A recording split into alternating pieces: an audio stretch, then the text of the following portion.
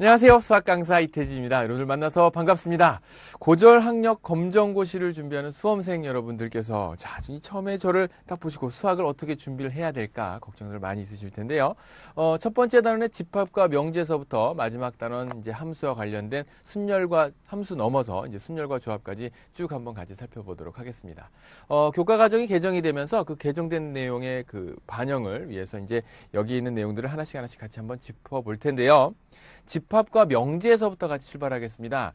사실 난이도 부분에서 고졸 학력이라고 하니까 난이도가 꽤 높아질 것 같다 이런 생각 때문에 이제 걱정을 좀 하시는 분들도 계실 텐데 사실 그렇게 어렵지 않습니다. 그래서 개념을 정확히 알고요. 그 개념에 따라서 문제 적용하는 것도 기초와 기본적인 문제 이상의 수준을 넘어가는 것들은 나오지 않습니다. 그래서 요것이 이제 학력 과정을 마치는데 단순히 초점을 맞춘다면 큰 무리 없이 진행하실 수 있겠지만 단 이것 이후에 이제 뭐 대입을 준비하신다던가 이렇게 수능을 준비하시거나 하는 경우가 생긴다면 그때는 좀 더 깊이 있게 이제 문과냐 이과냐에 따라서 나눠지게 되는 수학 공부를 조금 더 깊이 있게 하셔야 된다는 거 처음에 말씀을 드리고요. 해야 될 내용들이 굉장히 많습니다. 많은 내용들을 줄여서 그러니까 컴팩트하게 그렇다고 빠뜨릴 수는 없겠죠. 그래서 내용을 굉장히 함축적으로 담되 될 수 있는 한 모든 내용들을 설명을 드리면서 여러분들이 수험생활 하시는데 부족함이 없도록 강좌를 진행하겠습니다. 자, 첫 번째 내용은요. 집합과 명제로부터 출발하겠습니다. 자, 첫 번째 내용에 집합이라고 하는 내용이 등장을 하게 됩니다. 집합이라고 하면요. 이제 이 집합이 그 뜻을 정확히 알아야 돼요. 교재에도 잘 나와 있지만 대상을 분명히 할 수 있는 것들의 모임 그랬어요. 꼭 기억해야 될 거는 모임이란 얘기죠. 모아놓은 것들을 이야기합니다. 그래서 무엇을 모아놨느냐? 뭐 내가 마음에 드는 꽃, 잘생긴 연예인을 것들로 문제 모아놓는다고 하면 거기에서는 그 객관적이지 못해요. 기준 또한 불분명하죠. 내가 좋아하는 꽃, 내가 좋아하는 꽃은 사람마다 다 다를 수 있는데 누구한테 물어봐도 내가 또 아니라고 얘기하면 그만인 거고 또 잘생긴 연예인 그러면은 누가 또 잘생겼는지 안 생겼는지 나는 별로라고 생각하는데 뭐 이럴 수 있습니다. 그래서 객관적이어야 되고 그 기준이 명확해야 됩니다. 그래서 그런 것들로 모아놓은 것을 가리켜 무엇이라고 하냐면 집합이라고 하죠. 그런데 수학에서는 이렇게 얼버무려서 이야기하는 것을 원치 않아요. 그래서 그 대상들 하나하나를 가리켜 모아놓는데 무엇을 모아놨느냐에 그 무엇을 해당하는 게 바로 여러분들 교재에 나와 있는 원소입니다. 교재 순서에 따라서 차근차근 설명해 나갈 테니까요. 교재에 맞춰서 하나씩 쫓아오시면 됩니다. 개념 공부를 할 때는 크게 예습 같은 것은 필요 없어요. 그래서 원소는 뭐라고 하냐면 집합을 이루는 그 대상의 하나하나를 가리켜서 원소라고 합니다. 예를 들어서 설명해 보면요. 이렇게 설명할 수 있어요. 예를 들어서 10 이하의 자연수의 모임 이렇게 생각해 보도록 할게요. 10 이하의 자연수의 모임을 한번 만들어 보도록 하죠. 10 이하의 자연수는 어떤 모임이 있을까요? 한번 생각을 해보면 그래요. 1도 있고 2도 있고 3도 있고 7, 8, 9, 10 뭐 이렇게 나타낼 수 있을 겁니다. 그런데 집합을 표시할 때는 이렇게 나타내지 않습니다. 어떻게 나타내냐면 여기에다가 다음과 같이 중괄호를 이렇게 쳐주면서 네, 집합이다라는 걸 말하죠. 그래서 여기에 있는 이것을 집합 A라고 가정했을 때 집합 A는 이렇게 가장 일반적인 형태로 잠시 뒤에 살펴보겠지만 집합을 표현할 수 있는 방법으로 원소 나열법이라는 것으로 설명을 할 겁니다. 자, 이렇게 집합 A라고 하는 것을 모아놨어요. 10 이하의 자연수의 모임을. 이때 1이나 2나 3 등과 같이 이 집합을 구성하고 있는 하나하나의 대상들을 가리켜서 우리는 뭐라고 한다? 원소라고 한다라는 거예요. 자, 이것 또한 마찬가지입니다. 원소라고 하는 것을 이야기하면서 그냥 그것으로 원소다 말로 끝내는 게 아니라 수학에서는 이것을 기호화시켜서 표현하도록 하죠. 그래서 어떻게 나타냅니까? A라는 집합 속에는 1이라고 하는 원소가 들어가 있습니다. 이렇게요. 1이라고 하는 원소가 들어가 있습니다. 아니면 1은 A 집합의 원소입니다. 이렇게 나타내도록 하죠. 자, 지금 다음과 같이 쓰는 것을 익숙해지게 본다면 어렵지 않습니다. 이거 가리켜 이제 삼지창이다 이렇게 얘기를 하는데요. 모양에 대한 기호니까 기억하시기 쉽게 여러분들 나름대로의 뜻으로 기억하시면 되겠어요. 자, 그러면 이때 1이라고 하는 원소가 A 집합의 원소로구나 라는 사실을 알았다면 만약에 여기에 11이라고 하는 원소가 있는데 11이라고 하는 원소는 A 집합의 원소가 아님을 분명히 알 수 있지요. 10 이하의 자연수를 모아놓은 집합을 A라고 하였는데 갑자기 11이라고 하는 원소에 대해서 생각을 해보자. A집합의 원소가 아니다예요. 맞습니다. A집합의 원소가 아니다예요. 그럼 그걸 어떻게 나타낼까요? 원소가 아니다. 수학자들은요, 복잡한 거 딱질색이에요. 이렇게 딱 아니다. 그죠? 그래서 11은 A집합의 원소가 아님을 다음과 같이 수학기호로 표현할 수 있답니다. 자, 뒤이어서 이어지게 되는 그 표현 방법에 대해 살펴보는데요. 그 첫 번째가 조금 전에 말씀드렸었던 원소 나열법이라는 게 있고요. 원소 나열법. 그 다음에 나오는 게 뭐가 있나요? 바로 조건 제시법이라는 게 있습니다. 그리고 그 위에서 그림으로 표현되어 있는 집합이 있는데 벤 다이어그램이라고 하는 것이 있어요. 하나씩 하나씩 뜯어서 살펴보도록 하죠. 원소 나열법이라고 하는 건 말 그대로 원소를 주르륵 적어주는 거예요. 예를 들어서 조금 전에 살펴봤었던 집합 A에 대해 살펴보면 1에서부터 10까지, 즉 10 이하의 자연수에 대해서 표현을 한 방법이 있습니다. 자, 그러면 제가 이 똑같은 집합을 이렇게 한번 나타내 보도록 하죠. 예를 들어서 5 이하의 자연수. 선생님, 그러면 숫자만 원소가 되는 건가요? 그렇지는 않습니다. 문자가 될 수도 있고 또 때로는 식이 될 수도 있고 집합이 집합 안에 원소로서 들어가는 멱집합이 또한 있답니다. 이렇게까지 어렵지 않아요. 그러니까 제가 말씀드리는 이러한 어느 정도 수준까지다라는 것만 파악이 되신다면 뒤에 나와 있는 문제들도 아주 쉽게 풀 수 있습니다. 됐죠? 자, 어쨌든 5 이하의 자연수를 모아봅시다 라고 한다면 어떻게 모아볼 수 있을까요? 네, 1, 2, 3, 4, 5 이렇게 모아볼 수 있겠네요. 자, 그러면 지금 이렇게 쓸 수 있는데 이것을 조건제시법으로 나타내면 어떻게 될까요? 라고 물어봤어요. 조건제시법은 이렇게 나타내죠. x를 원소로 가질 겁니다. 물론 이때 문자는 무엇이 되건 상관이 없어요. 그런데 흔히 x를 많이 쓰죠. x를 원소로 갔는데 거기에다 막대기 하나를 이렇게 딱 그어줍니다. 이 막대 하나를 그어주는 것은 이것의 의미가 이제 수학에서 얘기하기를 무엇으로? 근데 공부하신 분들은 절대값에서도 저 막대를 본 것 같은데 여기서는 절대값의 의미가 아니라요. such that. 이게 갑자기 잉글리시가 나왔네요. 바로 그 x는 이라고 하는 뜻이에요.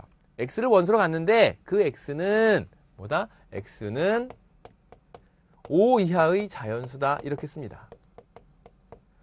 뭘 이걸 글자로 이렇게 그냥 이렇게 쭉 쓴데 그냥 1, 2, 3, 4, 5 이렇게 쓰지. 그러게요. 그런데 이게 또 유효하게 사용될 때가 있답니다.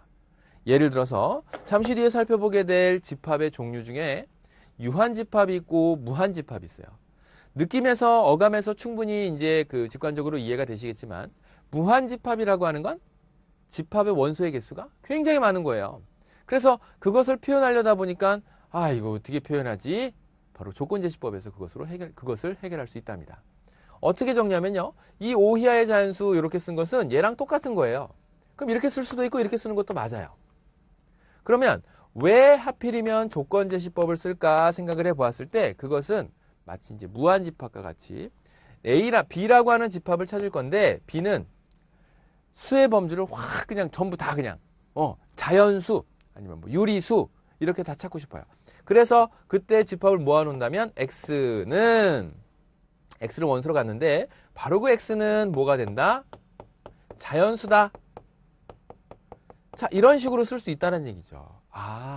그래서 자연수에 대한 굉장히 그 무한한 집합을 어떻게 표현할 수 있을까 간략하게 줄여서 나타낼 수 있는 바로 조건제시법이 잘 활용될 수 있는 경우가 이런 예가 되겠구나 라는 거 알 수 있어요.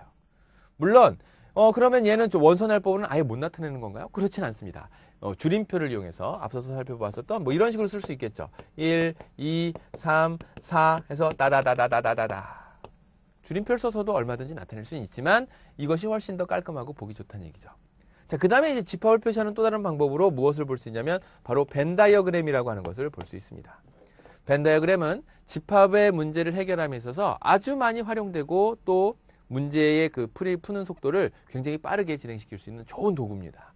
그래서 벤 다이어그램을 그려보면 얘 A라는 집합이 어떤 녀석들을 원소로 갖고 있는지 또 다른 집합과 공통되는 부분이나 또 있는지 없는지 또 포함 관계가 어떻게 되는지 또한 내용 또한 아주 쉽게 볼 수 있는 그림이죠.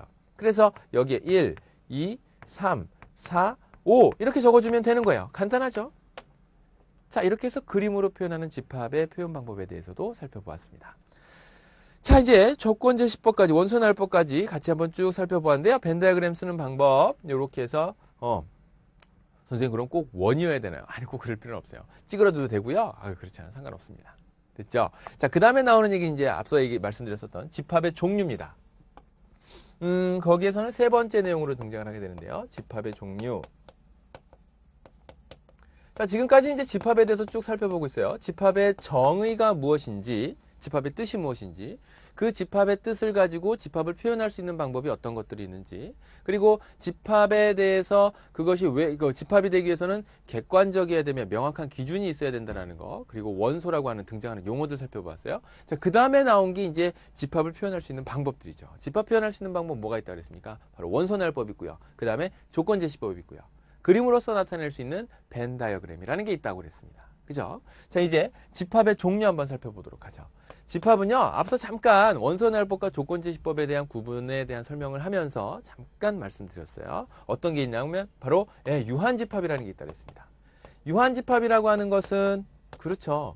집합의 원소의 개수가 한계가 있는 거예요. 정해진 개수가 있다는 얘기입니다. 그죠? 몇 개까지 된다. 그래서 흔히들 이제 이런 식으로 문제가 낼 때가 있어요. 다음 유한집합을 고르시오라고 하는 기초적인 문제에서 보기 1번에 이런 식으로 나옵니다. 뭐라고 나오냐면 A집합이 있는데 1, 2, 3, 32,789. 자, 이걸 보고 무한집합인지 유한집합인지 헷갈려요 라고 질문하시는 분들이 계신데 그것은 얘 때문에 그렇죠. 줄임표가 있어서. 가만히 살펴보면 이것도 32,789까지 유한계예요. 유한계라고 하는 것은 그 개수를 셀 수 있는 정도까지, 셀 수 있는 것까지가 유한계라는 얘기입니다. 이해하셨죠? 그래서 유한집합, 그 다음에 무한집합. 무한집합 같은 경우에요. 간단하게 나타낼 수 있다 그래서 유한집합이 되는 건 아니에요. 앞서 자연수에 의해서 보셨지만 자연수는요. 그 끝이 있어요? 없어요? 없습니다. 끝이 정해져 있지 않기 때문에 무한집합 같은 경우가 되는 거죠. 자연수의 집합이. 자, 그 다음에 또 이제 여러 가지 집합의 종류를 살펴보면 부분집합이라고 하는 게 있는데 이 부분집합 때문에 많이들 고민을 하세요. 부분집합이라고 하는 건 어떤 집합이 특정한 집합 안에 포함이 되어 있는 걸 가리켜서 그 포함된 집합을 어떤 집합에 대한 부분집합이라고 얘기합니다. 우리 신체 구조를 보게 되면 뭐 얼굴 볼까요? 뭐 잘생긴 얼굴은 아니지만 짜잔. 자, 제 얼굴 속을 보게 되면요. 눈도 있고 코도 있고 입도 있어요. 제 얼굴을 구성하게 되는 구성 요소 중에 하나가 되죠. 자, 부분집합은 무엇을 얘기하냐면 A라는 집합이 1, 2, 3, 4 B라는 집합이 1, 2라고 한다면 B집합이 A집합의 부분집합이다. 자, 이렇게 말로써 설명하면 너무 금방 이해할 수 있어요. 그런데 왠지 모르게 수학적이지 못하고 좀 기준이 불분명한 것처럼 느낄 수는 있습니다. 그래서 수학에서의 부분집합은 어떻게 하냐면 B집합의 원소가 집합 B의 원소가 B의 원소 모두가 집합 A의 원소이면 뭐라고요? 바로 집합 B가 집합 A의 부분집합이다 라고 하는 그 표시를 이렇게 해주도록 하죠. 부분집합이다. 그래서 이렇게 표현할 수 있답니다. 됐죠? 그런데 어떤 C집합이 있었는데요. 그 C집합은요. 이렇게 나타낸답니다. 2, 3, 4, 5. 선생님 이런 경우에는 어떻게 되는 건가요? C와 A 사이에서의 관계는 누가 누구의 부분집합이 되나요? 보세요. 2, 3, 4 많은 부분이 공유되고 있는 부분이긴 하지만 이때 5라고 하는 원소가 A집합에는 없어요. 그래서 이때는 서로 포함 관계가 성립하지 않는 거예요. 물론 A가 B집합에 포함되지 않습니다. 부분집합이 아니에요. 그렇다고 해서 이런 경우에도 서로 포함 관계가 어떻게 되는지 막 갈등을 할 수 있을 텐데 얘는요 서로 포함 관계가 성립하지 않아요. 성립하지 않는다고요. 벤 다이어그램으로 나타낸다면 이렇게 되는 거죠. A집합이 있고 C집합이 있을 경우 여기에 1, 2, 3, 4 있고 여기 5 이렇게 있는 거예요. 1, 2, 3, 4의 A집합과 C집합은 2, 3, 4, 5의 집합. 서로 포함 관계가 일부 부분 공통적인 부분이 있긴 하지만 포함 관계는 성립하지 않는다는 거. 부분집합은 어떤 한 개의 집합이 또 다른 집합 안에 쏙 들어가 있을 때 그것을 그 집합에 대한 부분집합이다 라고 얘기한답니다. 여기까지 이해하셨죠? 자, 그러면 지금 이해하신 내용을 바탕으로 교재에 있는 내용들을 쭉 한번 훑어보시면 거기에 나와 있는 스피드업에 관련된 문제는 아주 쉽게 풀 수 있답니다. 참, 그거 말씀 안 드렸네요. 공집합이요. 공집합은요, 원소를 가지고 있지 않은 집합이에요. 원소가 없어요. 그래서 거기 나와 있는 대로 원소가 하나도 없는 집합, 공집합, 기호로 나타낸다면 거기에도 나타내죠. 이렇게 이거를 이제 파이라고 읽는데, 선생님 파이 이거 아닌가요? 네, 이것도 파이고 이것도 파이예요. 근데 얘는 원주를 나타내는 거고요. 얘는 공집합의 무엇을 나타내는 거예요. 사실 요렇게 일단 수학교로 이렇게 해서 이런 기호가 나오게 되면 공집합이구나라는 것만 기억하시면 됩니다. 공집합이라고 하는 것을 다시 한번 줄여서 말씀을 드리면, 정확히 말씀드리면 원소가 없어요. 그 집합은. 그래서 공집합, 이러한 공집합은 모든 집합의 부분집합이 된다라는 것까지 같이 기억하시죠. 자, 그 다음에 이제 중요한 내용 중에 하나가 집합을 공부하다 보면 이런 거 보신 적 있을 거예요. 좋아요. 지금까지 부분집합을 배웠는데 부분집합의 개수를 구해달라라고 하는 문제를 종종 보실 거예요. 사실 이 정도는 중등 1학년, 그죠? 이제 교과 과정이 개정되기 전에 중등 1학년, 그 다음에 고등 1학년의 2학기, 이제 2014년도에는 고등 1학년의 2학기 과정에 집합이 들어가니까, 사실 이 집합 부분에서 부분집합의 개수를 구하라는 문제로 많은 문제화가 된답니다. 중요한 부분이기도 하고요. 근데 지금까지 이제 우리 고졸 검정고시에서 출제했었던 문제들을 살펴보게 되면 이 정도까지도 어려운 문제가 나오진 않아요. 어때요? 좀 자신있게 접근해 보실 수 있겠어요? 그런데 제가 여기에 있는 부분에서 좀 비중을 두고 말씀을 드리려고 하는 이유는 사실 이 부분집합의 개수를 구하는 데 있어서 많은 부분의 수학적 내용들이 적용이 된답니다. 그래서 여러분들이 공부를 하실 때, 그냥 공식 저렇게 외웠었는데 왜 저렇게 나오는지 이제 알겠다 라는 생각 드실 수 있게끔 이 부분을 조금 더 체크를 해서 말씀을 드리도록 할게요. 부분집합의 개수입니다. 부분집합의 개수. 앞서서 우리는 부분집합에 대한 내용을 공부를 했어요. 그죠? 부분집합에 대한 내용을 공부하면서 부분집합이 뭐다 그랬냐면, 부분집합이라고 하는 것은 어떤 집합이 또 다른 집합에 포함되어 있는 경우, 그래서 그것을 바로 A집합이 B집합에 포함되어 있다. 그러면 이것은 앞서 거와는 조금 다릅니다. B집합이 A집합을 포함하고 있다. 뭐 그럴 수 있는 것들은 굉장히 많이 있겠죠. 그래서 B집합에 대한 원소를 제가 A, B, C, D 이렇게 살펴보았어요. 자, 이제 문제는 이렇게 묻는 거예요. B집합의 부분집합의 개수를 구하라. 그러니까 여러분들이 마치 감독이 된 거죠. 그죠? 감독이 돼서 인물들을 캐스팅하는 거예요. 부분집합 영화를 찍는 인물들을 캐스팅하는 겁니다. 그랬을 때 내가 A라고 하는 원소를 쓸 거야. 그래서 A라고 하는 스몰 a라고 하는 원소를 쓸 거야. 그래서 A 하나만 인물로 등장시킬 거야. 아니면 또 뭐 있을 수 있을까요? 부분집합으로서 쓸 수 있는 것들. 그래요. B 하나만을 등장시킬 거야. C 하나만을 등장시킬 거야. D 하나만을 등장시킬 거야. 나는 A, B를 등장시킬 거야. A, C를. 그 다음에 A, D를. 그러니까 지금 B집합의 원소로 구성시킬 수 있는 B집합의 부분집합이 될 그 가능성이 있는 녀석들을 모두 다 찾아보자 그 얘기죠. 그래요. 그래서 AB, AC, AD, 그 다음 또 누가 있나요? BC, BD 뭐 이렇게 쓸 수 있겠죠. 선생님 DC나 DB 같은 경우 이렇게 또 다른 경우로 쓰는 거 아닌가요? DC나 DB 같은 경우에는 똑같은 거예요. DC, DB는 DC, DB는 BD, CD랑 똑같은 겁니다. 그죠? 이렇게 나타낼 수 있겠죠. AB, AC, AD, 그 다음에 BC, BD, 그 다음에 또 CD. 그 다음에요. 원소를 3개를 쓸 거예요. A, B, C 쓸 수 있을 거고요. A, B, D 쓸 수 있겠죠. 그 다음에 A, C, D 이렇게 쓸 수 있을 거예요. 지금까지 찾아낸 게 하나, 둘, 셋, 넷, 다섯, 여섯, 일곱, 여덟, 아홉, 열, 열하나, 열둘, 열셋. 그 다음엔요. 또 누구 쓸 수 있을까요? B, C, D 쓸 수 있겠죠. 맞아요. B, C, D, A, C, D. 그리고 나서 A, B, C, D를 전부 다 쓰는 거죠. 다시 한번 세볼까요? 하나, 둘, 셋, 넷, 다섯, 여섯, 일곱, 여덟, 아홉, 열, 열하나, 열둘, 열셋, 열넷, 열다섯. 그리고 나서 공집합은요. 모든 집합의 부분집합으로서 이렇게 공집합까지 체크했습니다. 자, 지금 보면 여기에 나와 있는 16개의 부분집합을 찾으면서 여러분들이 이게 만만치 않겠구나. 이걸 일일이 다 찾아서 써야 되나? 우리는 문제를 찾을 때 부분집합의 개수를 구하는 공식이 나와 있으니까 그냥 그걸 딱 외우고 맙니다.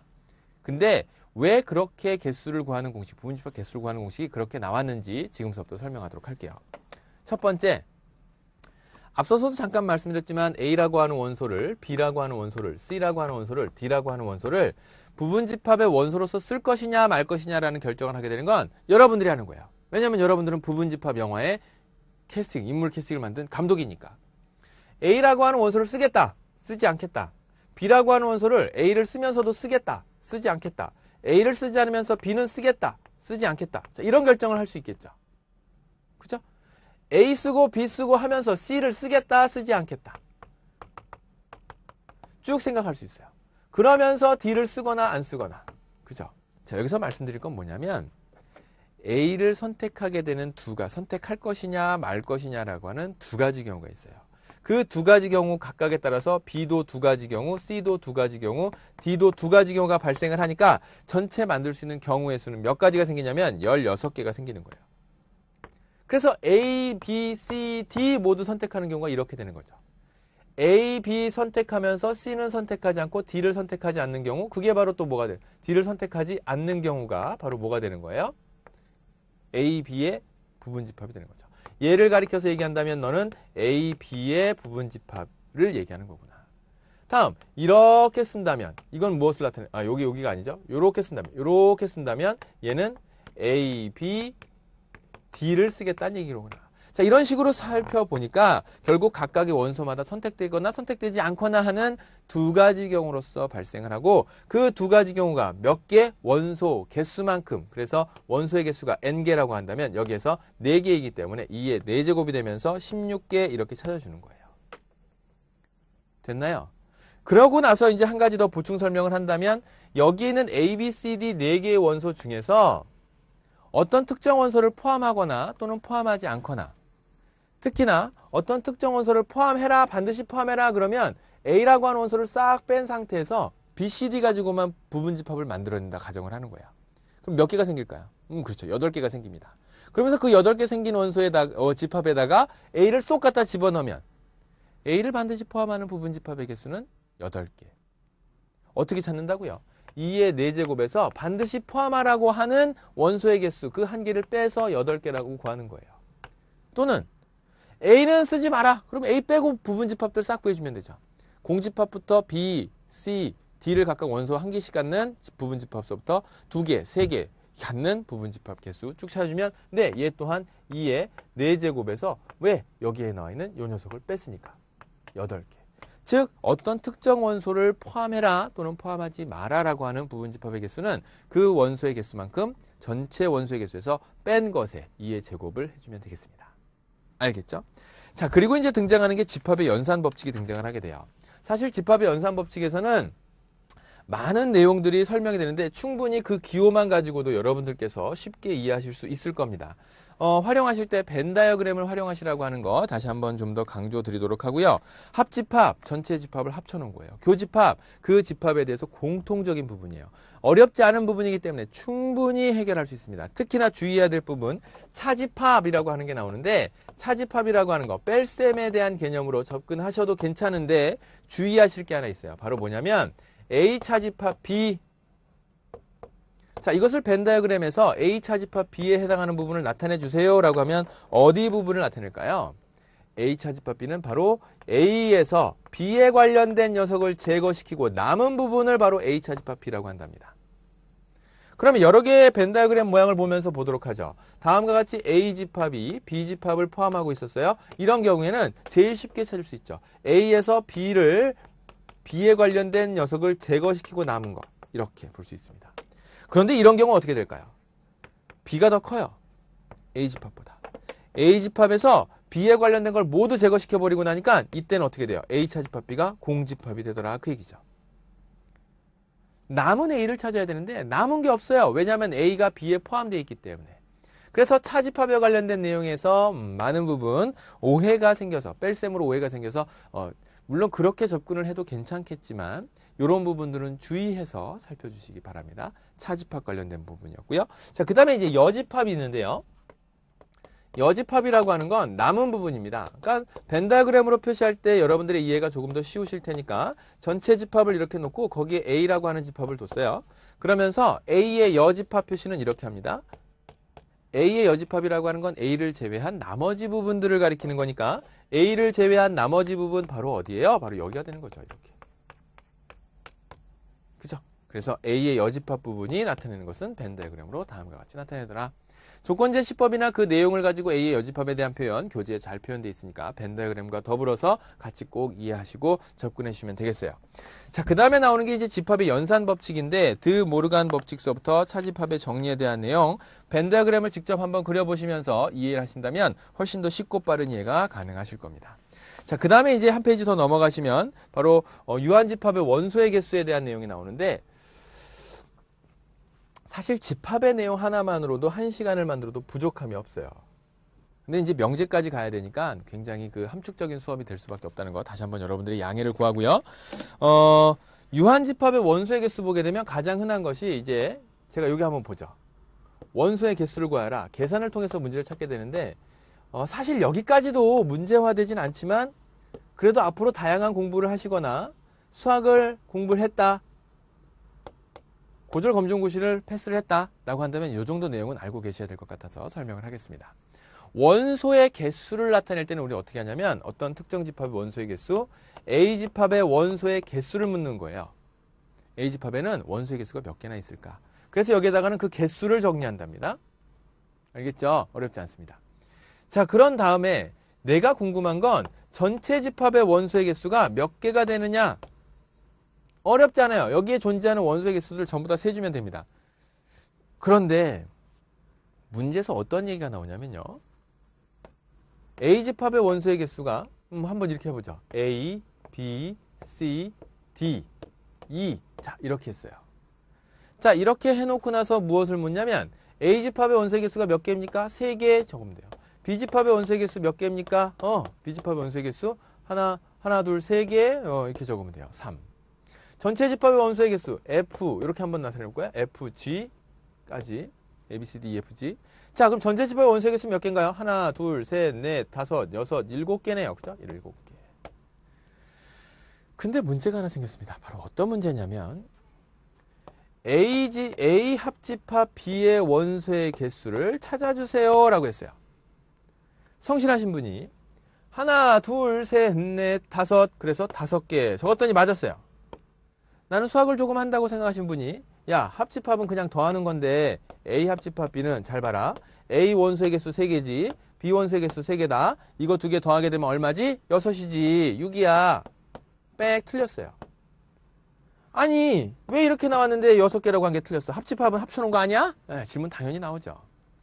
자, 지금 여기서 주의해야 될 것은 합집합이라고 하는 것에서 내가 숫자 3개를 더하면서 어떤 일이 벌어졌냐면요. A집합에 해당하는 원소들을 더하면서 3개. 그죠? B집합에 해당하는 원소 3개를 더하면서 3개. 그러니까 이 교집합 부분이 몇 번 더해진 걸 알 수 있어요? 2번 더해진 걸 알 수 있어요. 그래서 이게 2번 더해졌으니까 한 번을 빼주면서 그쵸? 전체 합집합이라고 하는 C라고 하는 원소가 중복되면서 그것의 개수로 포함되었기 때문에 여기에서는 이렇게 정리해야 됩니다. 내가 만약에 A 합집합 B의 원소의 개수를 구하고 싶다라고 한다면 이것에 대한 계산식은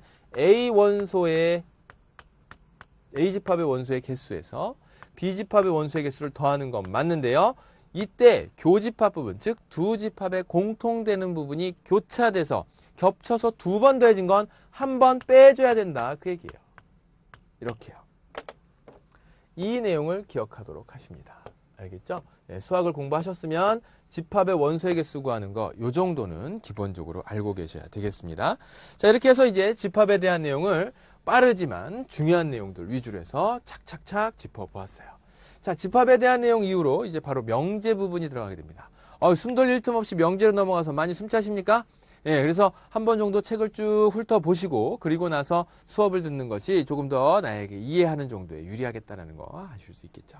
자, 명제 살펴보겠습니다. 제 2절 명제. 첫 번째 문제가 딱 나오게 되면 집합에서 한 문제, 명제에서 한 문제 이렇게 나오게 돼요. 집합에서 문제가 나오게 되면 집합 문제는 어렵지 않습니다. 교집합, 차집합, 합집합, 여집합 이러한 집합에 관련된 내용. 조금 더 난이도가 올라간다면 여기에서 이제 뭐 원소의 개수라는 거 부분집합의 개수도 물어볼 수 있을 텐데 거기까지도 안 갈 거예요. 그죠? 그래서 가볍게 집합의 정의에 대해서, 집합의 개념에 대해서 그 내용을 쉽게 판단하신다면 연산에 관련된 내용으로 한두 문제가 아주 쉽게 출제가 될 겁니다. 그 다음에 이제 명제. 명제는요, 그 뜻 또한 그 뜻을 정확히 알아둔다면 어려울 거 없습니다. 명제라고 하는 것은 무엇이냐면 참인지 거짓인지를 분명히 알 수 있는 문장이나 또는 식을 가리켜서 우리는 명제라고 합니다. 그럼 이 명제의 구성은 무엇으로 되어 있냐면 방금 전에 제가 말씀드렸었던 거 참인지 거짓인지를 분명히 알 수 있어요. 그러니까 얘가 참이다, 얘가 거짓이다는 누구나 보더라도 알 수 있어야 된다는 얘기죠. 그죠? 예쁜 여자는 시집 가서 행복하다. 이거는요, 네네, 이제 보고 흥분하시는 분들 계신데, 왜 하필 여자야? 좋아요. 잘생긴 남자는요, 장가 가면 행복하다. 잘생긴 남자면 결혼해서 행복하다. 라는 얘기는요, 명제가 될 수 있을까요? 없을까요? 물론 참이라고 생각하시는 분들도 계시겠지만, 거짓이라고 생각하시는 분들도 계세요. 그죠? 이렇게 참과 거짓이 모호한 것들, 누구한텐 참이지만 누구한텐 거짓이 되는 것들, 이건 명제가 될 수 없습니다. 그죠? 그래서 명제냐 아니냐라는 판단은 참이냐 거짓이냐만 분명하게 알 수 있으면 돼요. 그죠?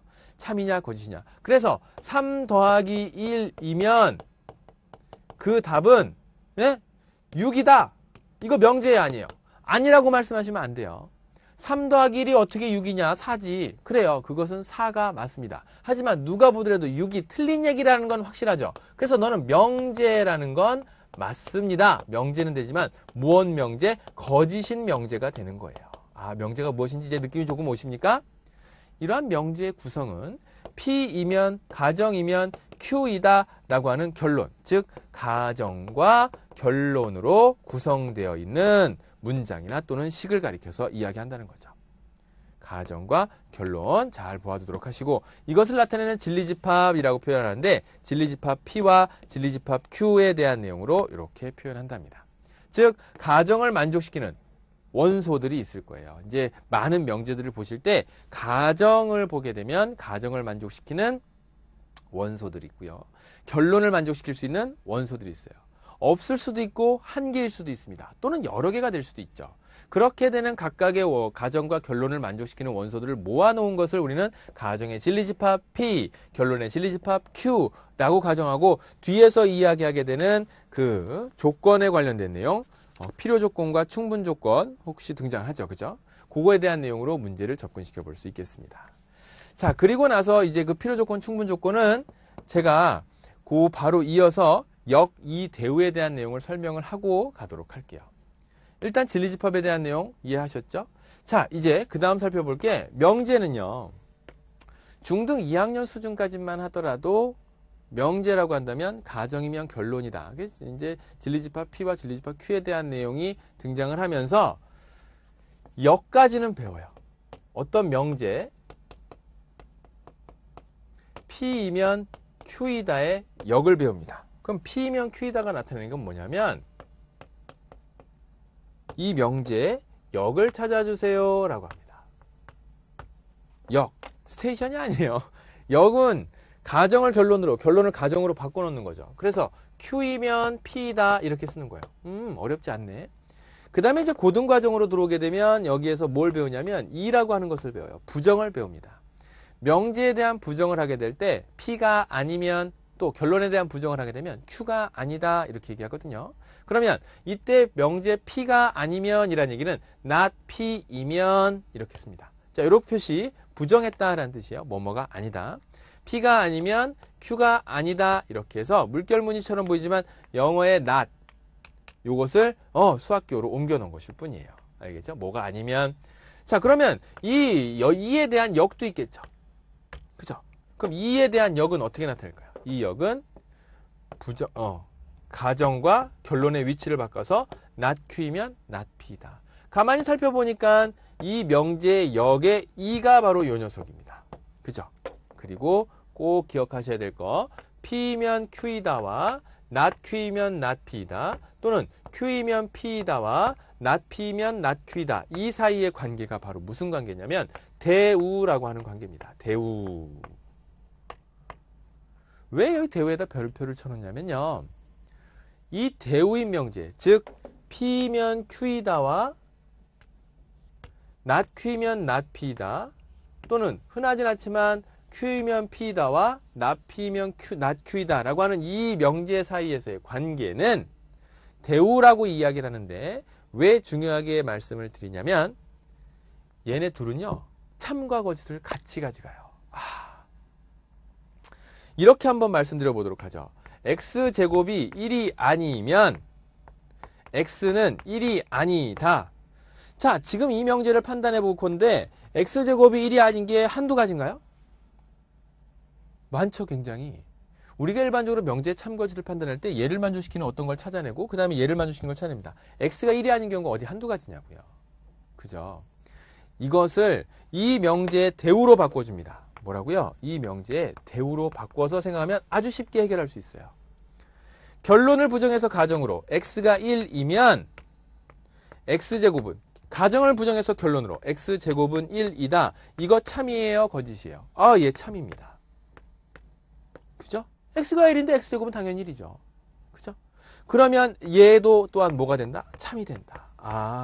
대우를 이용해서 참거짓을 밝혔더니 이것과 똑같이 가는 이 녀석은 당연히 참이 되겠구나 라는 걸 아주 금방 확인할 수 있다는 얘기죠. 자, 이렇게 해서 대우 명제까지 같이 정리를 해봤습니다. 자, 이제 필요 조건과 충분 조건을 정리하면서 이제 얼추 마무리 지을 수 있겠는데요. 조금 전에 말씀드렸었던 그 명제에 대해서 조건에 관련된 얘기가 등장합니다. 근데 이 조건에 관련된 얘기를 읽어봐도 모르겠고 P가 Q가 되기 위한 충분 조건, Q가 P가 되기 위한 필요 조건, P가 되기 위해서 충분한 Q가 되려면 충분하니까 이거 필요하니까 충분한 거랑 필요한 거랑 도대체 뭐가 다른 거야? 자, 여기에서 필요 조건과 충분 조건에 대한 이야기 진리집합 가지고 판단합니다.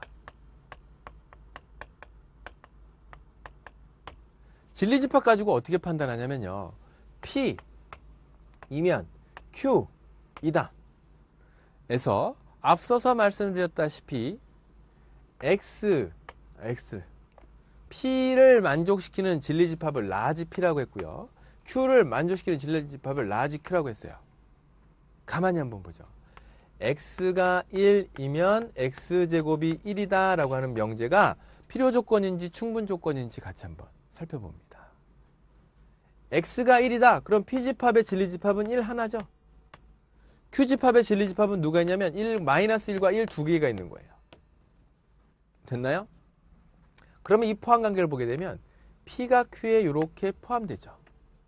즉 P에 있는 호선은 이 명제를 만족시키기 위해서 충분한 조건을 만족시키고 있기 때문에 충분 조건. 이렇게 외우게 되면 헷갈려요.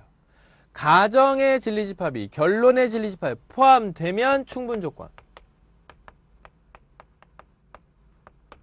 이렇게 한번 써보도록 하지. 이번엔 x제곱이 1이면 x는 1이다. 이것도 얼추 맞는 것 같기는 해요. 근데 필요 조건인지 충분 조건인지 판단하니까 막 헷갈려요. 그러면 어떻게 한다고요? 얘 -1, 1. 이 가정과 결론을 만족시키는 진리집합을 구성시키고 나서 그것이 어떻게 결론이 가정에 포함된다고 한다면 이때 뭐가 된다고요? 바로 필요 조건이 되는 거예요. P가 Q이기 위한 필요 조건. 그죠? 자, 이렇게 해서 필요 조건과 충분 조건을 찾아내고 필요 충분 조건이라고 하는 건 이 두 개의 조건들을 모두 다 만족시키는, 즉 가정의 진리집합과 결론의 진리집합이 서로 똑같은 집합의 상등, 서로 상자 같을 등자, 서로 같은 집합이라고 한다면 이때 이 집합은 어떻게 된다? 그래요. 바로 필요 충분 조건이 된다라는 거죠.